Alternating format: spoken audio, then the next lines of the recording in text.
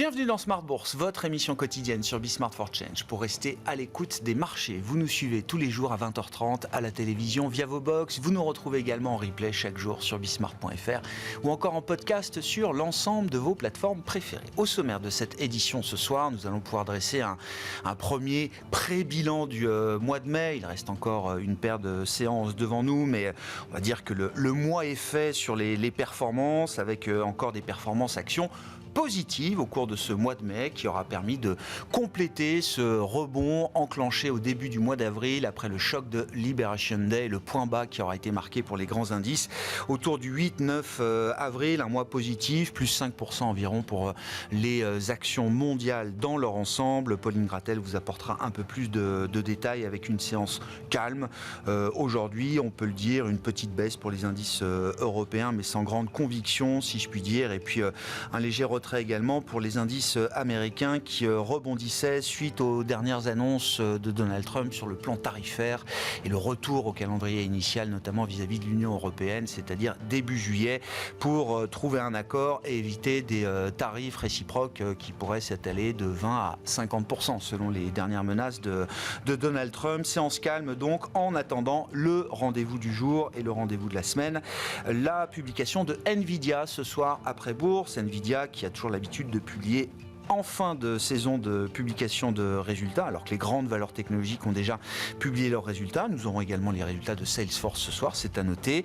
Nvidia, qui est toujours assez proche de ses sommets, il faut le dire, 10% autour des sommets qui ont été marqués encore début janvier pour la star des semi-conducteurs dans un secteur chahuté depuis un an. Nous avons autour de la table ce soir, dans notre discussion de marché, un spécialiste du secteur et de la valeur Nvidia qui pourra nous en dire plus sur ce que le marché attend de la part de Nvidia désormais. Nous reviendrons également sur les grands mouvements obligataires des derniers jours et notamment les parties longues, voire super longues des courbes de taux qui s'animent de plus en plus et pas seulement aux États-Unis. Discussion à suivre donc avec nos invités de Planète Marché. Et puis dans le dernier quart d'heure de Smart Bourse, nous évoquerons le risque politique, comment calibrer ses portefeuilles face au risque politique. Les équipes de Tobam apportent une solution avec une stratégie baptisée Liberty qui existe depuis 2 ans. La thèse est assez simple, investir dans la démocratie.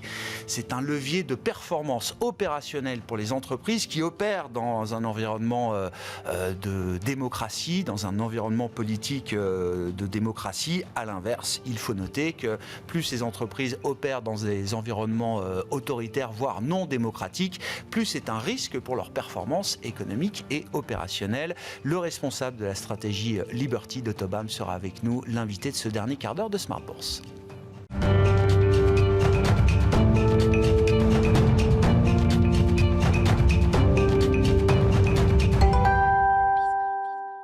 Tendance, mon ami. Chaque soir en ouverture de Smart Bourse, Pauline Grattel vous apporte les infos clés du jour sur les marchés. Bonsoir Pauline. Bonsoir. La journée est assez calme effectivement avant la publication de Nvidia ce soir après la clôture de Wall Street. Oui, les indices européens évoluent en léger repli aujourd'hui. Le Stoxx 600 et l'Eurostoxx 50 cèdent quelques points. En France, le CAC 40 évolue autour de l'équilibre sans réelle tendance autour de 7800 points. Le mois de mai aura été chahuté mais positif pour les indices actions.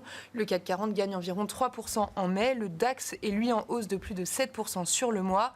Aux États-Unis, les marchés actions ont ouvert autour de l'équilibre dans l'attente des résultats de Nvidia ce soir. Le Nasdaq bondit de 10% sur un mois en mai et le S&P 500 gagne 6%. Et donc, quelques minutes après la clôture de Wall Street, toute la planète marché aura les yeux tournés vers Nvidia. Oui, c'est vrai que Nvidia a habitué les investisseurs à des résultats exceptionnels. Pour le premier trimestre, Nvidia a déjà prévenu d'une charge exceptionnelle de 5,5 milliards de dollars. Mis à part cela, les analystes attendent une progression du chiffre d'affaires de plus de 60% sur un an à plus de 40 milliards de dollars. En attendant ces résultats, le titre est à l'équilibre dans les premiers échanges. Sur les marchés obligataires, les investisseurs suivent désormais la moindre adjudication. Et l'adjudication au Japon a eu lieu ces dernières heures. Elle intervenait dans un contexte de tension significative sur les taux longs depuis quelques jours maintenant. Oui, hier, le ministre des Finances japonais se tenait prêt à réduire ses émissions de dette à très long terme, ce qui avait fait réagir positivement les marchés obligataires.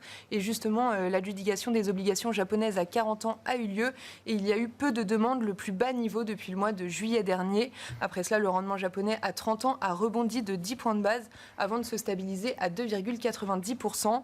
Le yen se stabilise après avoir reculé hier dans le sillage de la baisse des rendements des obligations à long terme. Au-delà des marchés obligataires japonais, que dire des équilibres qu'on observe sur les marchés obligataires mondiaux aujourd'hui, Pauline? Le rendement américain à 10 ans évolue autour de 4,50%. Le rendement américain à 30 ans, lui, se maintient sous les 5%, mais reste encore aujourd'hui très proche de ce seuil. En Europe, le rendement allemand à 10 ans évolue autour de 2,55%. Sur le marché des changes, le dollar se raffermit un petit peu et l'euro-dollar se traite autour de 1,13. Du côté des métaux, l'once d'or s'échange au-delà de 3 330 $. Et enfin, le bitcoin évolue à environ 108 000 $. Sur le plan macro et des politiques monétaires, la Banque centrale de Nouvelle-Zélande continue de réduire ses taux. Oui, elle a réduit son taux directeur de 25 points de base, le ramenant à 3,25% afin de stimuler une reprise économique. C'est sa 6e baisse. À l'autre bout du monde, en France, on a pris connaissance de la seconde estimation du PIB pour le premier trimestre. La croissance du PIB est maintenue en hausse de 0,1% sur la période, mais sur un an au premier trimestre, la croissance est revue en légère baisse à plus 0,6%. Et puis du côté des sociétés, Soitec fait la une, malheureusement pour de mauvaises raisons, puisque l'action Soitec décroche littéralement aujourd'hui à Paris. Oui, de 20%, et il est lanterne rouge du SBF 120. Lors de la présentation de ses résultats annuels, Soitec annonce la suspension de ses objectifs annuels par manque de visibilité, que son bénéfice net est divisé par 2 et que le directeur financier va être remplacé. Dans les autres actualités des entreprises, Rémi Cointreau et Stellantis changent de directeur général. Antonio Filosa prendra la suite de Carlos Tavares à Stellantis et Eric Vallat prendra les rênes de Rémi Cointreau. Quel sera le programme de demain sur les marchés pour les investisseurs, Pauline? Les investisseurs prendront connaissance demain de la seconde estimation du PIB américain pour le premier trimestre et arbitreront donc les résultats de Nvidia et Salesforce publiés ce soir. En France, demain, c'est un jour férié, mais la Bourse de Paris restera ouverte. Tendance, mon ami, chaque soir en ouverture de Smart Bourse, Pauline Gratel vous apporte les infos clés du jour sur les marchés.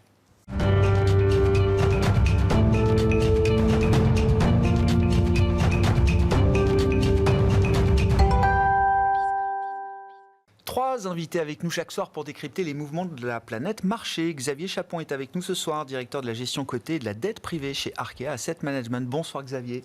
Bonsoir. Merci d'être là, ravi de vous accueillir, ravi de retrouver Olivier Ringard à nos côtés également, directeur des investissements de Neuflis OBC. Bonsoir Olivier. Bonsoir Grégoire. Et Thibaut Morel nous accompagne, analyste recherche action chez Silex. Bonsoir Thibaut. Bonsoir. Ravi de vous retrouver messieurs. Olivier, je le disais en introduction, effectivement le mois de mai est venu compléter un rebond qui avait été déjà largement engagé dans le sillage de Liberation Day et du rétropédalage historique de Donald Trump suite à la mise en place des tarifs réciproques.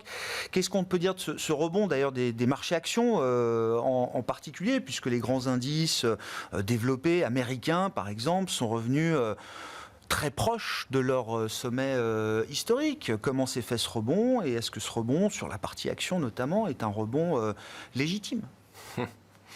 Bonne question. On va essayer d'apporter quelques éléments de réponse. D'abord en mettant ce rebond dans une perspective historique.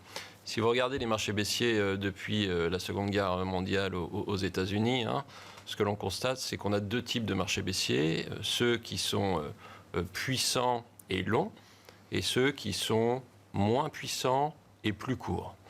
Lorsqu'on a un marché baissier puissant et long, ça signifie généralement qu'on a une récession.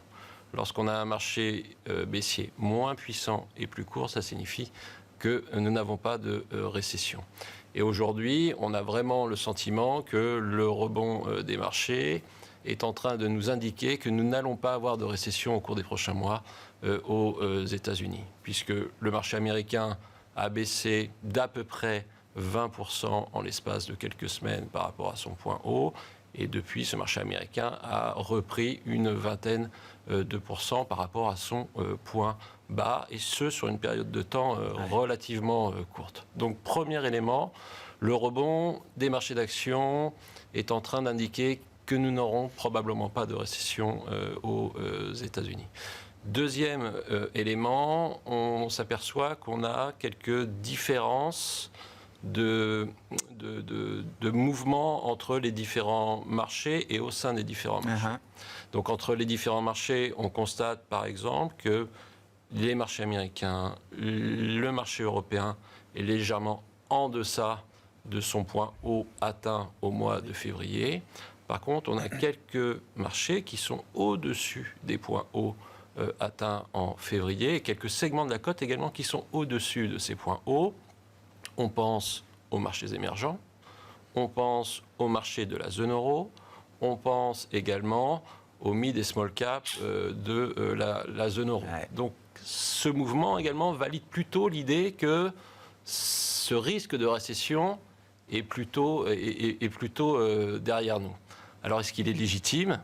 L'histoire va nous le dire, évidemment, mais on est plutôt d'avis que le rebond que nous avons aujourd'hui est légitime puisqu'on met de côté le scénario de récession pour les prochains mois. Qu'est-ce qu'on peut imaginer comme driver pour la suite ? On a écarté donc le risque d'une récession. C'est ce qui justifie effectivement ce rebond, avec un peu d'avance d'ailleurs sur certaines parties de marché, le DAX, les small caps, les émergents. Qu'est-ce qui nous reste comme catalyseur désormais devant, Olivier ? Il reste, à mon sens, 2 catalyseurs. Le premier, c'est la résilience macro qui devrait se confirmer au cours de ces prochains mois et qui va permettre à la dynamique de bénéfices anticipée de se stabiliser. Celle-ci est pour l'instant relativement sous pression. Et le deuxième catalyseur devrait venir d'une stabilité de la partie longue des taux. D'accord. Taux qui sont relativement instables maintenant depuis quelques semaines, pour ne pas dire depuis quelques trimestres. Une stabilité de la courbe des taux permettrait probablement d'alimenter le rebond que l'on voit sur les marchés d'actions. J'entends. Thibault, comment vous avez analysé ce rebond des marchés actions ou alors ce choc de début avril et ce contre-choc de quelques semaines qui ramène les indices quasi au sommet ? Est-ce que le rebond est légitime ? Comment est-ce qu'il s'est formé ? Et effectivement, est-ce que parmi les catalyseurs des marchés actions, il y a la condition à remplir d'une stabilisation des marchés obligataires ? Alors nous, effectivement, l'interprétation qu'on en fait, c'est qu'on a vu des marchés baisser et remonter comme quasiment s'il ne s'était rien passé, en particulier sur la dynamique des anticipations de profit. On a une légère pression, c'est vrai, une pression de moins 3% aux États-Unis, des révisions de moins 3% sur à la suite des publications du premier trimestre ? Oui, alors pas forcément à la suite des publications de trimestre, mais à la suite du Liberation Day, on a vu une pression sur les révisions de résultats qui est relativement modeste par rapport à l'ampleur des annonces, mais on s'y attendait. Moins 3%, c'est pour l'ensemble de l'année ? C'est sur le S&P, sur 2025. Révision d'IPS S&P sur 2025. Ça peut paraître faible, mais c'est vrai que les analystes, généralement, bougent peu après des annonces aussi violentes. Et puis, on l'a senti pendant les résultats. Pendant les résultats, finalement, c'est comme si, parce que le Liberation Day est arrivé 2 semaines avant la saison des résultats, et les résultats n'ont pas tant fait bouger les marchés que ça. C'était vraiment du sentiment vis-à-vis de ce qu'allait faire Trump. Donc, on a quand même encore un de-rating sur quelques segments, en particulier la tech, qui n'est pas du tout revenu sur ses niveaux de valo de janvier, parce que non seulement on n'est pas revenu sur les plus hauts, notamment sur le Nasdaq, et en plus il y a eu de la croissance entre-temps. Est-ce que c'est légitime ? Sur certains segments, en particulier la tech, on va voir comment les annonces qui ont été faites tambour battant ces derniers temps vont se concrétiser. Et s'il n'y a pas d'impact négatif sur les droits de douane. Bon. On évoquera le sujet spécifique de Nvidia avec vous et peut-être plus largement de la tech et des semi-conducteurs. Mais pour poursuivre le tour de table avec vous, Xavier, sur cette séquence, effectivement, le choc d'avril, le contre-choc avec des actifs risqués qui ont retracé en grande partie effectivement la baisse en quelques jours de début avril. Qu'est-ce que vous en dites ? Et puis, une des conditions à remplir étant une stabilisation des parties longues de courbe, qu'est-ce qu'on peut dire de la position des marchés obligataires aujourd'hui ? Toujours un peu la même idée que les marchés actions et les marchés obligataires ne racontent pas forcément la même histoire au même moment, en tout cas, Xavier. Oui, absolument. En fait, en ce qui concerne les États-Unis, on a déjà une courbe des taux qui s'est fortement pontifiée, une partie longue de la courbe qui, oui, s'est retrouvée sur des niveaux de 5% sur la zone 30 ans, 4,5% aujourd'hui sur la zone 10 ans, mais on a tapé quasiment les 5%. Donc de la volatilité liée évidemment à la situation budgétaire américaine. Il ne faut pas oublier que si on revient à 2007, on avait 9 000 milliards de dettes. Aujourd'hui, nous sommes à 36 000 milliards de dettes aux États-Unis. Donc cette dette, il va falloir quand même pouvoir la gérer, pouvoir l'acheter. Les porteurs obligataires américains ont changé. Depuis cette période-là, nous avions des porteurs étrangers très importants, avec les Chinois qui étaient les premiers, avec les Japonais.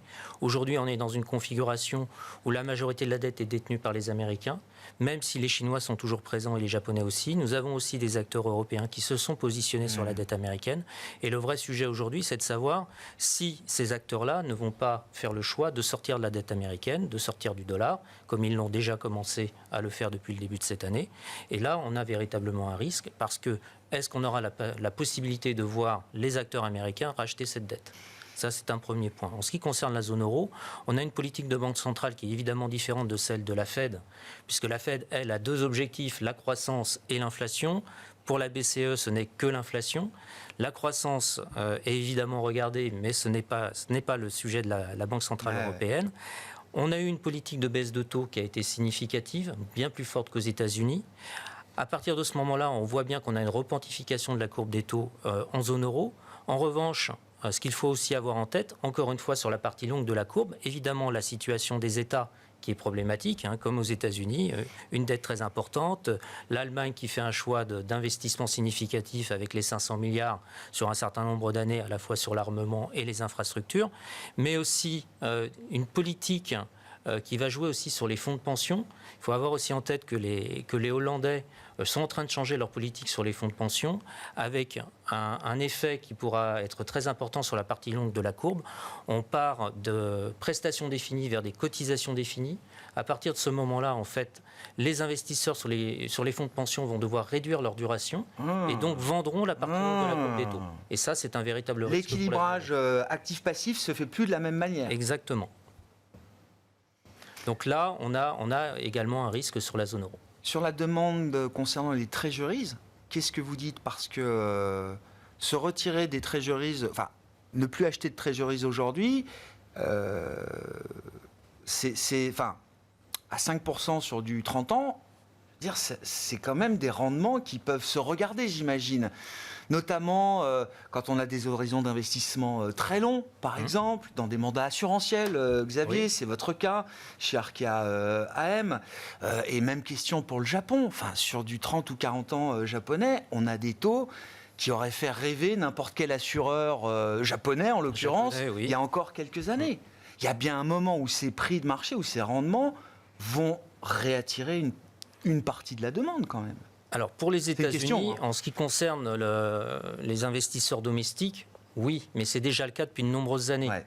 On a eu quand même des mouvements de taux qui ont été assez importants, où la partie longue de la courbe a été achetée par les investisseurs institutionnels. La question aujourd'hui... Ça inclut la Fed, quand vous parlez des investisseurs domestiques, Xavier. Ça inclut la Fed, sachant que la Fed est en train de réduire son bilan, oui. Moins rapidement que la zone euro, mais néanmoins c'est le cas. Donc il y a un problème de réinvestissement de la Fed sur la dette américaine. Et est-ce que nous avons la capacité de la part des fonds de pension américains et des sociétés de gestion américaines d'investir sur la dette américaine et en particulier sur la partie longue ? C'est un véritable point d'interrogation. Et aujourd'hui, on peut vraiment se poser la question. On a eu Moody's qui a baissé la note des États-Unis la semaine dernière. Ils ont suivi Fitch et S&P qui l'avaient fait déjà depuis un certain temps. Mais néanmoins, aujourd'hui, on a vraiment une dette américaine qui n'est plus AAA, très clairement, et avec un déficit significatif et une politique du gouvernement qui pose question. Donc je pense qu'il y a un certain nombre d'investisseurs, qu'ils soient institutionnels ou pas, qui se posent la question de savoir si c'est un investissement favorable d'aller sur la partie longue de la courbe des taux. En revanche, pour les étrangers, c'est quelque chose d'un petit peu différent du fait de la baisse du dollar. Voilà. Oui. On a un dollar à 1,13. Oui.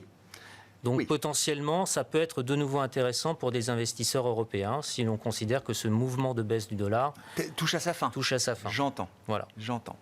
Est-ce qu'on va reparler de répression financière ?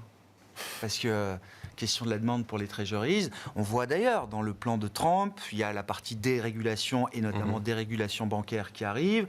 On va baisser certains ratios techniques de leviers supplémentaires qu'on a exigés de la part des banques américaines suite à la grande crise financière.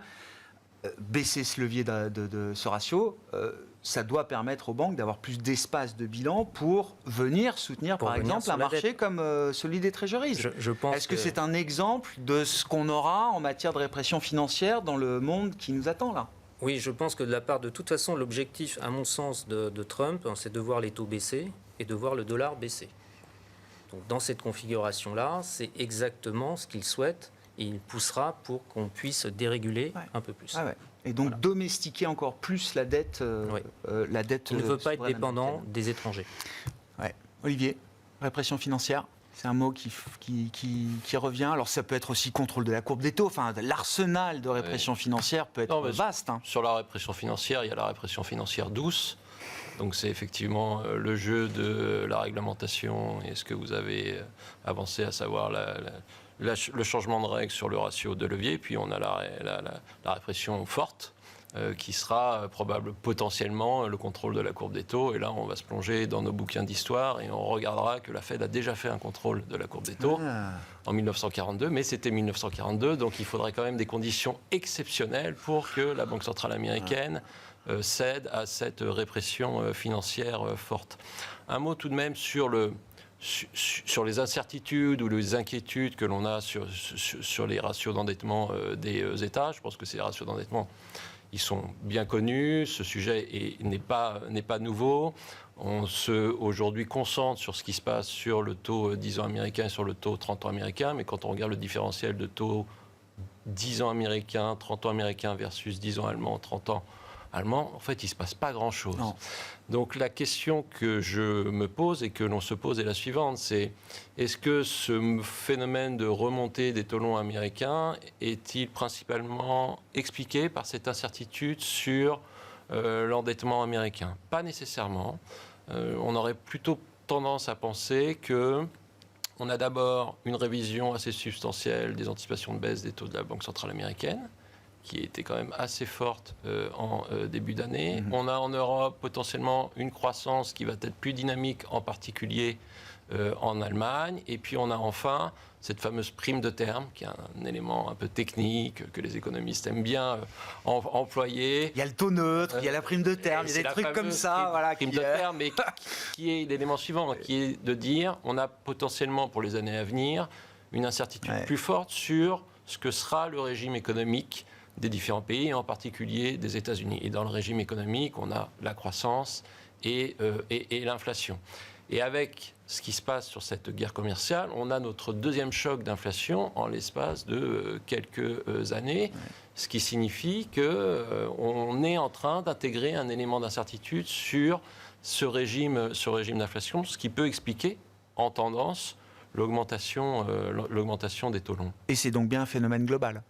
C'est pas juste un phénomène américain, idiosyncratique, lié à une conduite particulière de la politique américaine, un niveau d'endettement, etc. Ce qu'on voit, c'est qu'on observe aussi au Japon des tensions significatives sur les parties super longues. J'aurais plutôt tendance à considérer que c'est un phénomène global, et c'est un phénomène qui va perdurer. Qui va perdurer parce que la prime de terme est probablement appelée à continuer de monter. Deuxième élément, et elle va continuer de monter, alimentée par cette question sur l'équilibre entre l'investissement et l'épargne. On sait qu'on a des besoins d'investissement très importants au cours des années à venir sur un certain nombre de sujets, donc la transition énergétique, la défense en Europe. Et dernier élément, on est dans un mouvement de fragmentation économique et financière. Et donc on aura probablement demain une course à l'épargne et une compétition à l'épargne qui va sans doute alimenter le fait que les taux longs, en tendance, vont continuer de monter. Mais le cycle restera le cycle. Oui. Et donc le cycle aura toujours probablement des impacts sur l'évolution des taux longs. D'accord avec l'idée, Xavier, que structurellement, les prix, les points d'équilibre ne sont pas encore trouvés, que ces courbes de taux souveraines vont encore sans doute se pontifier ? C'est ça le sens Oui, tout à fait. Mais je rejoins Olivier. De toute façon, je pense que c'est un phénomène global. On a véritablement une pontification de la courbe des taux qui s'explique à la fois par des phénomènes économiques globaux qui se passent actuellement, mais également aussi par des évolutions de réglementation, comme je le disais tout à l'heure, par des politiques de banque centrale qui évoluent aussi aujourd'hui, et avec des risques qui ne sont pas encore véritablement quantifiés, qui, évidemment, sur le long terme, impactent la partie longue de la courbe.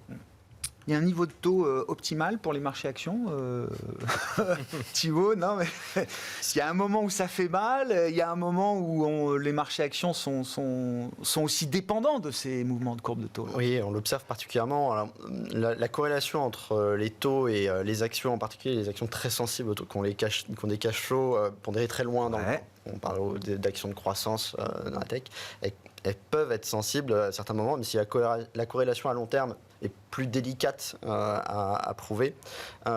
Et ces derniers temps, on l'a observé quand il y avait un petit peu moins de flux d'actualité et qu'on voyait les taux, notamment US 10 ans, repasser au-dessus des 4,50, on revoyait une corrélation inverse se matérialiser entre les deux. Donc, on sent que quand on passe certains seuils psychologiques comme cela et qu'il y a moins d'informations fondamentales, ça fait un petit peu mal sur les actions. Ouais. Sur le choc tarifaire et le risque d'un nouveau choc de prix, alors je ne sais pas, est-ce qu'on appelle ça un choc inflationniste, est-ce que c'est un choc de prix qui se dissipera dans le temps? La question étant, à l'issue notamment des publications des grandes entreprises pour le premier trimestre, comment est-ce que vous voyez se répartir cette charge tarifaire? Les entreprises ont beaucoup communiqué là-dessus. Est-ce qu'il y a quel type de stratégie est-ce qu'elle s'offre à elle aujourd'hui, dans un contexte qui est plus celui de 2022, où les Américains vivaient avec des chèques, un niveau d'épargne qui était quand même substantiellement élevé, et une demande qui était magnifiée, j'allais dire, par tous les plans de soutien, à commencer par les plans américains. La situation est un peu différente aujourd'hui. Oui, tout à fait.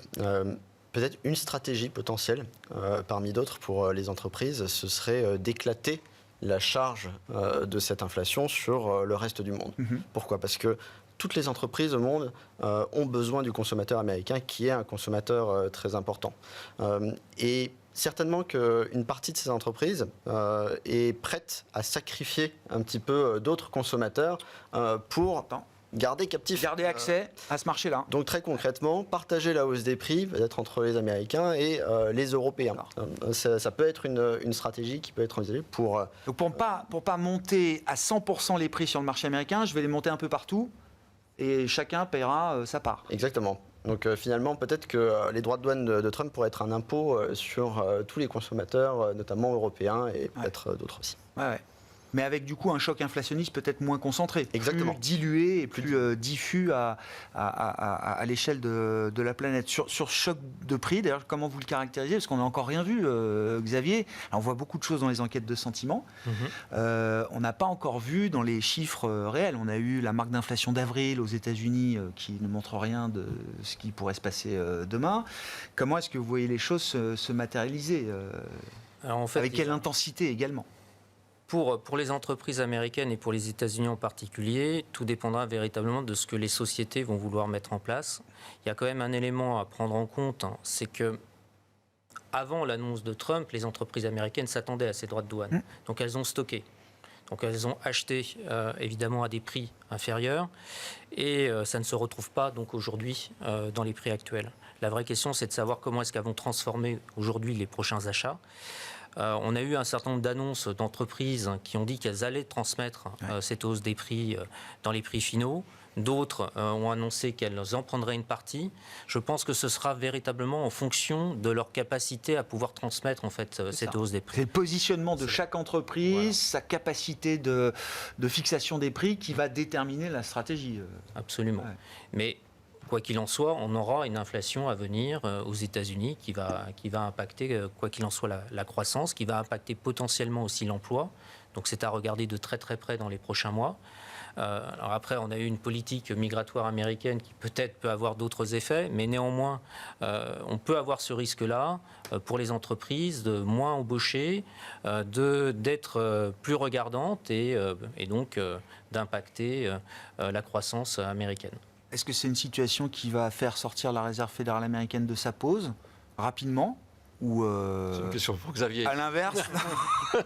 Bah oui, mais bon, je suis tourné vers vous, Olivier. Non, mais on pourra écouter Xavier à ce sujet. Mais qu'est-ce qui va faire sortir la Réserve fédérale américaine de sa pause? Qu'est-ce qui va faire sortir la Réserve fédérale américaine de sa pause? Alors Xavier, qu'est-ce qui va faire sortir Probablement pas grand-chose à court terme. Ouais, d'accord. Nous considérons que la Banque centrale américaine ne va pas bouger avant la fin de l'année et ne bougera que l'année prochaine, le temps que l'économie américaine digère ce petit choc stagflationniste, le temps de s'assurer que les anticipations d'inflation reviennent un peu à la normale, et aussi longtemps qu'il n'y aura pas de forte détérioration du marché de l'emploi. Et la Banque centrale américaine ne bougera que si on a un durcissement durable des conditions financières, ce qu'on ne voit pas aujourd'hui, ou une forte détérioration des conditions du marché de l'emploi américain. Oui. Bon, d'accord avec l'idée que la pause va durer, sans doute toutes choses égales par ailleurs, mais qu'elle va durer encore sans doute un peu plus. En 2026, je m'attends à ce quand même ils agissent avant. Malgré tout, on a quand même un message qui est quand même assez fort, qui vient de la Cour suprême, qui d'une certaine manière préserve les membres de la Fed. C'est un élément important. On a mis une muraille autour de la Réserve fédérale américaine et du statut notamment des directeurs de la Réserve fédérale. Je pense qu'au moins à ce niveau-là, ils vont se sentir indépendants dans leur prise de décision. Mais oui, les facteurs qui les amèneront à prendre cette décision de baisse ou pas des taux, ce sera évidemment l'emploi et la détérioration globale de l'économie. Voilà. Si ça ne se traduit pas, ils attendront, ils n'ont aucune raison de le faire. On est sur des niveaux de taux directeurs qui sont tout à fait acceptables aujourd'hui. Et la fonction de réaction de la Réserve fédérale américaine à partir de mars 2026, on aura le temps d'en reparler, mais ce sera un sujet à un moment, Xavier ? Oui. Avec un nouveau gouverneur nommé par Donald Trump à la suite de Jérôme Powell. Tout ça nous amène à Nvidia, pas du tout, mais on va quand même parler de Nvidia avec vous, Thibaut. Donc la dernière fois, vous étiez venu après les résultats, si je ne dis pas de bêtises. C'est ça, ce qui était plus facile. Là, c'est avant. Là, on est à quelques heures de la publication de Nvidia. Quels sont les enjeux de la publication de Nvidia, sachant que les dernières publications étaient déjà accueillies avec un peu moins d'enthousiasme que ce qu'on a connu au cours des dernières années. Ouais. Oui, on sent qu'il y a une sorte d'habitude qui se crée avec Nvidia. On s'habitue très vite à des choses très impressionnantes. Pour peut-être replacer un petit peu dans le contexte, en ce moment sur Nvidia, on est vraiment à un moment charnière où les marchés testent une hypothèse. On sentait déjà que c'était un petit peu ça il y a 3 mois, mais là c'est d'autant plus vrai. Ils vont tester l'hypothèse suivante, c'est est-ce que l'IA va vraiment prendre une importance aussi grande que ce qu'on imagine, que ce qu'on nous a vendu. Oui, exactement. Est-ce que ça va réellement se diffuser dans l'économie? Quelle va être l'échelle de cette nouvelle industrie, en quelque sorte, qui se crée? Et ils sont vraiment, en termes de développement technologique, on est vraiment à la charnière. On est vraiment à la charnière, pourquoi? Parce que jusqu'à présent, l'IA, c'était des chatbots avec qui on parlait, mais ça n'avait pas beaucoup d'utilité. Il y a quelques utilités, il y avait pas mal de cas d'usage quand même, mais en environnement professionnel, c'était légèrement limité. Il y a quelque chose qui change, qui est en train de changer petit à petit, c'est l'avènement des agents qui sont en train d'arriver, qui sont des sortes de collaborateurs en devenir des employés. Et ça pourrait permettre à la technologie de changer d'échelle. On voit que le développement de ces agents entame vraiment une accélération aujourd'hui en particulier. Donc de l'IA sur mesure avec un objectif défini, notamment dans un cadre professionnel. Exactement, l'augmentation de la productivité. Et Nvidia, ils sont un peu pris dans cette histoire aujourd'hui. Et donc, ce qu'ils vont annoncer, en particulier sur la deuxième partie d'année, et peut-être commencer à donner des perspectives sur 2026, va être particulièrement crucial. C'est ce que, à mon avis, les analystes vont essayer d'évaluer. Ça, c'est le contexte général. Puis après, il va y avoir des choses auxquelles les marchés vont être très attentifs. Nous, on pense chez CIEX que c'est un petit peu moins important. Ça va être, par exemple, les exportations à la Chine. Parce que Trump a fait beaucoup d'annonces sur les restrictions d'exportation. Nvidia a passé une charge parce qu'il ne pouvait plus vendre le fameux modèle H20. On a aussi des rumeurs qui disent que Nvidia s'apprête à relancer un produit sur le marché chinois qui serait cette fois-ci en conformité avec les exigences du gouvernement américain. Donc il y a un potentiel de surprise là-dessus. Mais à confirmer. On n'est pas d'accord. Non, c'est pas joué encore. Donc il y a un réel enjeu là-dessus et les marchés vont être attentifs à ça. Et puis après il y a toujours ces problèmes de production, parce que là on parle beaucoup de demande, mais il y a aussi la production qui est pas innée dans le semi-conducteur, et notamment le ramp-up, la montée en puissance de la production des nouvelles puces, les GB200. Ouais. Sur les restrictions d'exportation, je veux dire, le cadre est fixé, ou est-ce que, comme le cadre tarifaire, c'est quelque chose qui peut évoluer encore un peu, beaucoup? Est-ce que Jensen Huang, il a de la visibilité sur ce cadre dicté par l'administration actuelle américaine? Alors, ce qui est sûr, c'est qu'il y a de la volatilité sur ce cadre, parce qu'on a à la fois un resserrement sur la Chine, et d'autre part, on a un retournement complet de la jurisprudence Biden sur d'autres pays comme le Moyen-Orient. Bien sûr. Avec des contrats gigantesques. On a vu la grande tournée de Trump dans la région. Ah oui, avec des contrats vraiment gigantesques qui sont annoncés. C'était aux Émirats Arabes Unis où ils annoncé un data center de 5 gigawatts. On estime que ça représente entre 15 et 20 milliards de chiffre d'affaires supplémentaires pour Nvidia. Bon, c'est une bagatelle aujourd'hui, on va dire, pour le groupe, vu sa taille et la taille de son chiffre d'affaires, mais quand même, c'est significatif. Donc il y a quand même une certaine volatilité de ce point de vue-là, d'autant plus qu'en ce moment, il y a beaucoup d'auditions qui sont en cours au Sénat américain, où on sent toute l'influence de la tech sur les politiques américaines.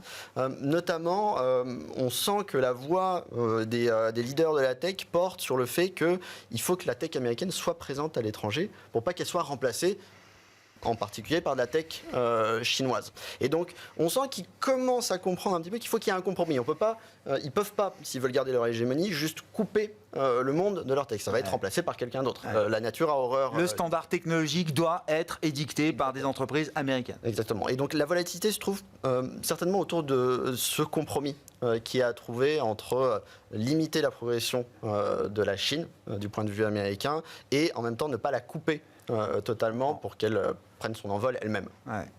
Sur les agents IA et la vision que Jensen Huang a de Nvidia demain, ça reste une boîte de hardware avant tout, ou ça devient aussi une plateforme justement qui va générer ces modèles, ces agents, etc. Ça change complètement le business model, j'imagine. Ça change tout le business model et Nvidia, finalement, l'ambition de Nvidia, c'est de ne plus être une boîte de hardware et aujourd'hui, c'est déjà en train de changer. La perception des investisseurs n'a clairement pas changé aujourd'hui et c'est normal au vu du de la carte graphique.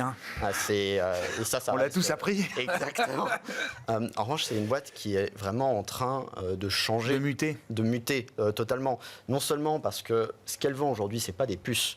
C'est d'abord un écosystème de développement sur ces puces qu'on appelle CUDA, qui est un des écosystèmes les plus puissants aujourd'hui parmi les développeurs.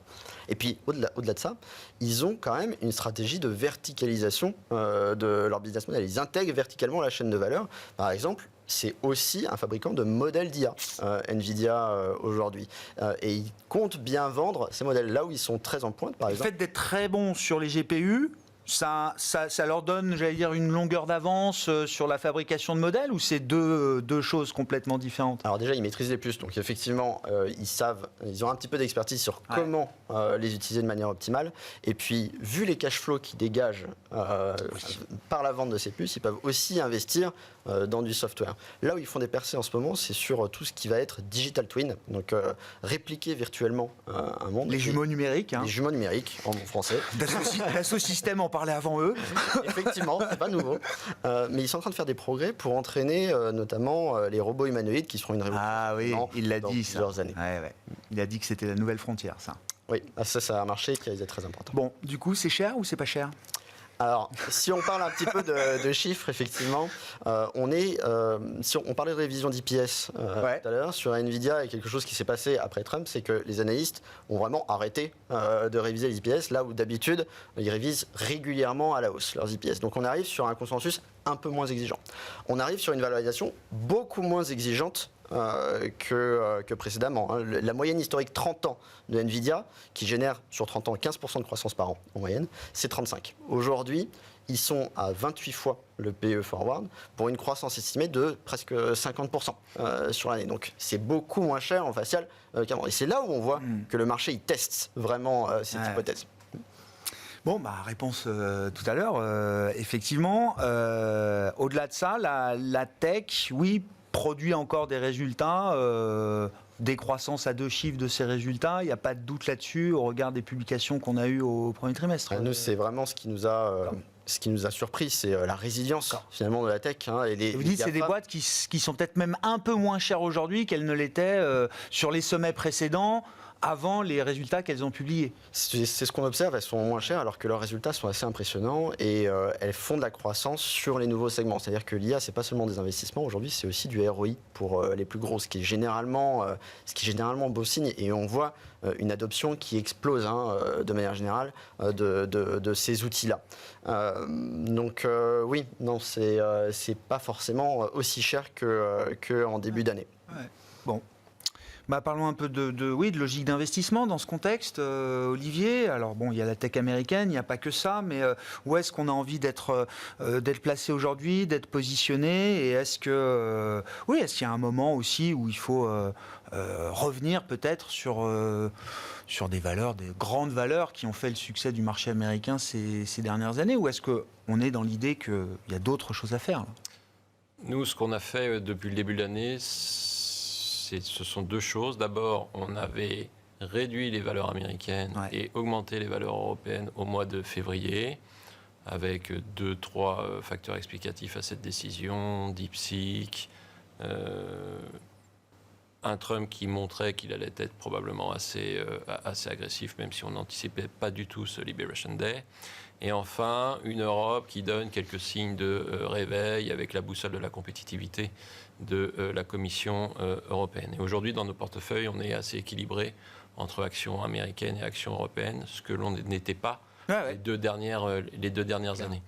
Deuxième élément, on vient de réduire quelque peu la voilure sur la partie action, après le rebond, considérant que depuis le début de l'année, on a des progressions, par exemple sur les marchés européens, qui sont assez nettement positifs, que les niveaux de valorisation se retendent quelque peu, en particulier sur le marché américain, où on se traite de nouveau autour de 22 fois les bénéfices, et qu'en conséquence de quoi, le profil rendement-risque à court terme, il nous semble quelque peu asymétrique pour les prochains mois.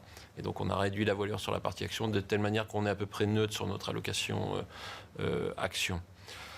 Ensuite, si on essaye de se projeter sur le moyen terme, la grande question que l'on se pose, et vous avez apporté quelques éléments de réponse, c'est la suivante, c'est les grandes capitalisations américaines qui ont dominé le marché d'action mondial sur les 15 dernières années, peuvent-elles continuer à dominer le marché mondial sur les 10 prochaines années ? Et à cette question, il est très difficile de répondre. Ça dépendra de cette dynamique de fragmentation et jusqu'où cette dynamique de fragmentation ira. Soit les autorités politiques américaines reviennent un peu sur leur ligne extrêmement dure et dans ce cas-là, potentiellement, les grandes capitalisations américaines vont continuer de dominer les débats, soit la fragmentation va se poursuivre. Et ces entreprises américaines deviennent des cibles pour des pays en négociation avec Trump. Deviennent des cibles et leur croissance future est appelée à ralentir fortement. Et donc, après-demain, on n'aura plus nécessairement envie de payer la tech américaine 25 fois, 30 fois les bénéfices, mais plutôt, pourquoi pas, 15 à 20 fois les bénéfices. Rappelons-nous, en 2015, la tech américaine se payait 15 fois les bénéfices.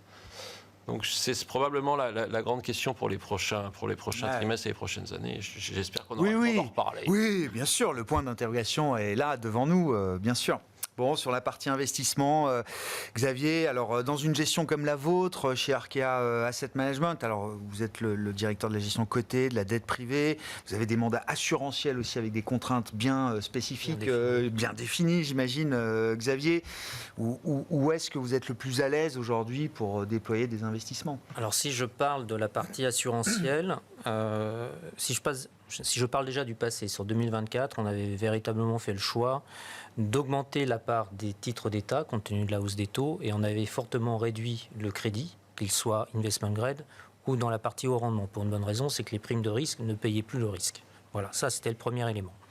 En 2025, on est dans une configuration un tout petit peu différente. On a des rendements obligataires qui, sur la partie des titres d'État, qui a relativement peu évolué, mais en revanche, on retrouve un tout petit peu de prime de risque sur les entreprises.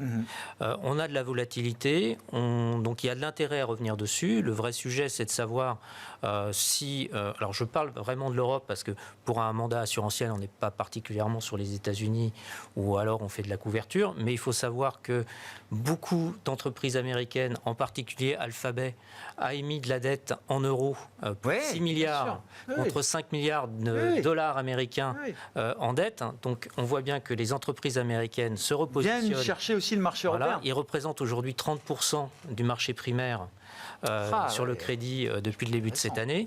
Ça change complètement la donne. On a multiplié par 2 en fait les émissions obligataires d'entreprises américaines. Donc on voit bien qu'il y a quand même un mouvement de ces entreprises vers les autres zones pour différentes raisons, liées au dollar bien sûr, mais aussi par rapport à leur volonté de pouvoir être dépendants d'autres zones que des États-Unis. Voilà. Donc ça c'est quelque chose que l'on regarde et je pense que le marché du crédit redevient intéressant. Pas encore suffisamment parce que les primes de risque sont encore très serrées, mais néanmoins il y a de la valeur. Voilà. Sur la partie action? Sur la partie action, je rejoins complètement Olivier. Réduction du risque. On a également fait le choix en fin d'année dernière, en début de cette année, de réduire la part américaine de façon assez significative. On a vraiment joué l'Europe. Aujourd'hui, on réduit à la fois l'un et l'autre et on préfère justement se positionner sur la partie obligataire. Merci beaucoup, messieurs. Merci d'avoir été les invités de Planète Marché ce soir. Xavier Chapon, Arkea Asset Management, Olivier Ringard, Neuflis OBC, Thibaut Morel, Silex étaient les invités de Planète Marché.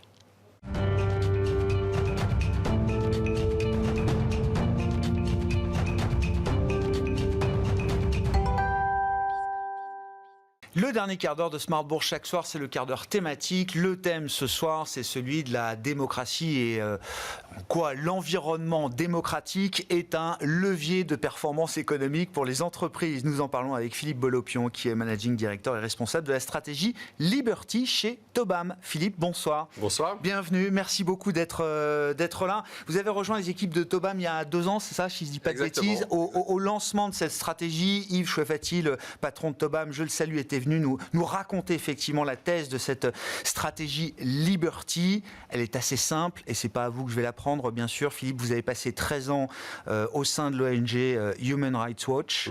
Vous savez comme personne que la démocratie est en déclin dans le monde depuis peut-être 2 décennies maintenant. Le degré de démocratie dans le monde est en baisse, y compris dans les grands pays, et c'est donc un sujet pour des investisseurs. Absolument. D'abord, je pense qu'il y a finalement peu de gens qui réalisent que la démocratie est en recul dans le monde. Et avec la démocratie, c'est aussi les droits de l'homme qui sont en recul. C'est une tendance qui est quand même assez lourde. 20 ans de déclin, année après année, c'est quelque chose de sévère. Les organismes qui suivent la démocratie dans le monde, que ce soit The Economist Intelligence Unit ou Freedom House ou le Videm Institute en Suède, par exemple, tous les ans, ils essayent de trouver des nouveaux titres pour leur rapport. La démocratie en danger, la démocratie en recul, la démocratie sur la défensive. Mais finalement, le monde devient de moins en moins démocratique, de moins en moins libre. Et c'est évidemment un sujet de préoccupation pour les citoyens, mais c'est également un sujet de préoccupation pour les investisseurs parce qu'il y a énormément de raisons de penser que l'autocratie, c'est pas bon pour le business, c'est pas bon pour l'économie et c'est pas bon pour les investisseurs. Oui, mais même plus que quelques raisons, Philippe, tout ça est très documenté. Il y a des travaux de recherche, des travaux académique, et encore récemment, on en discutait en préparant l'interview, Philippe, mais Daron Acemoglu, le grand économiste du MIT, prix Nobel, travaille sur ces sujets. On n'est pas dans le sentiment ou la perception de quelque chose, là. Non, tout à fait. Ce que je dirais, c'est que d'un point de vue universitaire académique, le phénomène est quasiment, je dirais, incontestable au niveau macroéconomique. Donc Daron Acemoglu et ses co-auteurs peuvent montrer qu'au cours des dernières décennies, systématiquement, quand un pays passe de l'autocratie à la démocratie, les choses s'améliorent, eh bien, le PNB par habitant augmente systématiquement. Et quand un pays connaît la trajectoire inverse, de démocratie à autocratie, la situation se détériore, eh bien, le PNB par habitant se détériore également. Donc, c'est, je dirais, bien établi au niveau macroéconomique. La nouveauté du travail de Tobam, de la recherche de Tobam, c'est la capacité de montrer que ce qui est vrai au niveau macroéconomique est aussi vrai au niveau microéconomique, au niveau des entreprises, et que donc l'autocratie, c'est pas bon pour l'économie, mais c'est aussi pas bon pour les entreprises qui y sont soumises. Ouais. Yves Chauffetier a cette image magnifique de la courbe en J inversée. C'est-à-dire que l'autocratie, au tout début, oui, ça peut apporter un peu quelque chose de soi-disant bénéfique, qui peut se mesurer, en tout cas, en matière de résultats économiques, mais très vite et à long terme, ce sont beaucoup de dommages et de douleurs qui sont infligés. Et je reste dans la sphère purement économique. Purement économique, effectivement. Yves aime bien dire que la décennie la plus profitable au XXe siècle, l'endroit le plus profitable, c'était l'Allemagne nazie entre 1933 et 1943. Un exemple plus récent, c'est la Russie de Poutine, qui, si pour un investisseur habile, était profitable, jusqu'à la guerre en Ukraine, où les investisseurs perdent tout, et pas seulement les investisseurs dans des boîtes russes, mais aussi les investisseurs dans des boîtes occidentales, françaises, américaines, canadiennes, qui elles-mêmes étaient très investies en Russie et ont énormément perdu au moment de l'invasion de l'Ukraine. Si on rentre dans le détail de la stratégie, comment vous avez défini l'univers d'investissement ? Enfin, quels sont les critères, d'ailleurs, qui ont pu être exclusifs, j'imagine, pour certaines entreprises ? Qu'est-ce que vous regardez ? Jusqu'à quel degré d'ouverture à la démocratie ? Je parle de l'environnement dans lequel opèrent ces entreprises. Jusqu'à quel degré d'ouverture à la démocratie est-ce que vous êtes prêt à aller ? Et qu'est-ce que vous regardez concrètement du point de vue micro ? Est-ce que c'est le nombre d'implantations d'une entreprise dans un pays qui est border en termes de démocratie? Est-ce que c'est la part du chiffre d'affaires? Est-ce que c'est la part des investissements? Qu'est-ce qui forme justement l'univers d'investissement de la stratégie Liberty? Je dirais que c'est un peu le mariage de la science politique et de la finance quantitative, et c'est un peu la beauté pour moi de cette stratégie. Mais d'abord, il faut qu'on définisse notre univers d'investissement. Donc quand on dit autocratie, démocratie, la démocratie, ça se mesure de manière, je dirais, presque scientifique. Objective. Objective, par des experts qui publient des rapports tous les ans en regardant des tas et des tas de critères. La démocratie, c'est bien plus que des élections. Vladimir Poutine a été réélu avec 80% de voix. Il y a des élections dans les pays autocratiques tout le temps, donc il faut mesurer des tas de facteurs. Et je dirais, notre approche, c'est d'exclure vraiment les autocraties qui sont presque indécrottables d'une certaine manière. Endémiques, quoi. Exactement. Donc on n'exclut pas des autocraties, des démocraties imparfaites, mais on va vraiment exclure les pays dont on ne peut pas prétendre que ce ne sont pas des autocraties. Non. Pourquoi ? Parce que c'est là que le danger est. C'est quand on est soumis aux décisions d'un gouvernement qui n'a de compte à rendre à personne, ni à son opinion publique, son électorat, sa presse, sa société civile, qui peut prendre des décisions qui bénéficient uniquement l'entourage du dirigeant ou ses vues géopolitiques. Et ça, évidemment, ça a un coût pour les investisseurs. Donc, étape 1, on va éliminer du portfolio toutes les entreprises qui sont listées dans des pays autocratiques. Et ce n'est pas un jugement sur la valeur de l'entreprise, c'est un jugement sur le fait que si on est Alibaba, on a peut-être un super business, mais le patron d'Alibaba peut dire quelque chose de vaguement critique des autorités chinoises et disparaître pendant plusieurs mois de la circulation. Et ça va impacter le cours de l'entreprise. Donc, première étape, on élimine du portefeuille les entreprises qui sont listées dans des pays autocratiques.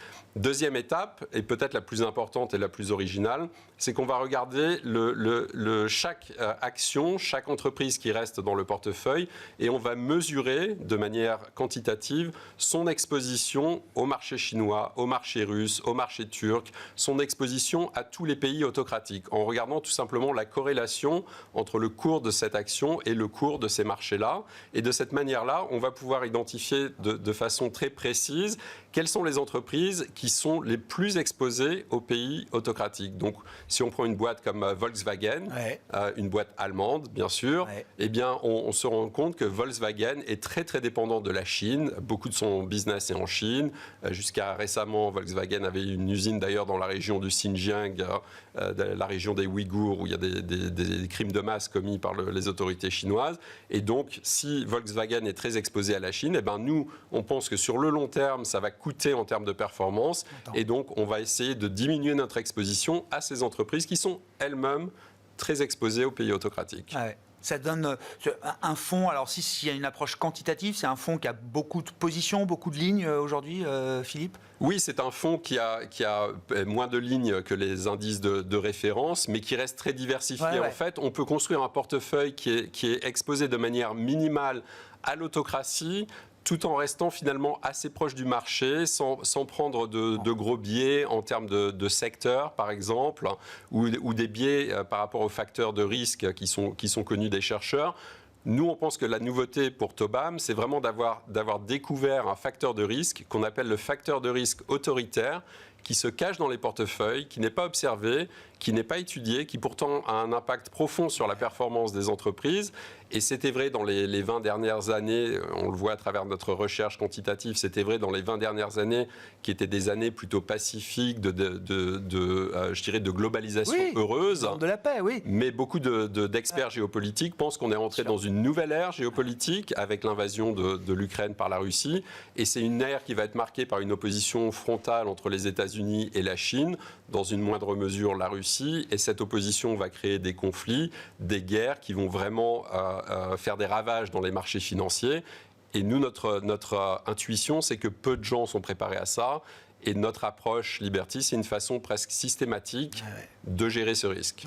Il y a une forme de déni encore dans la communauté de l'investissement mondial, même si c'est des sujets dont on parle tous les jours. J'en suis le témoin ici, mais dans la construction de portefeuille, il y a quelque chose qui n'est pas encore complètement intégré. C'est une stratégie qui existe depuis 2 ans, qui a été backtestée également. Philippe, qu'est-ce qu'on peut dire du comportement de la stratégie dans ces moments de volatilité géopolitique, par exemple? Tout à fait. Je dirais depuis que la stratégie est live depuis 2 ans, les résultats sont excellents, même meilleurs que les résultats qui ont été backtestés.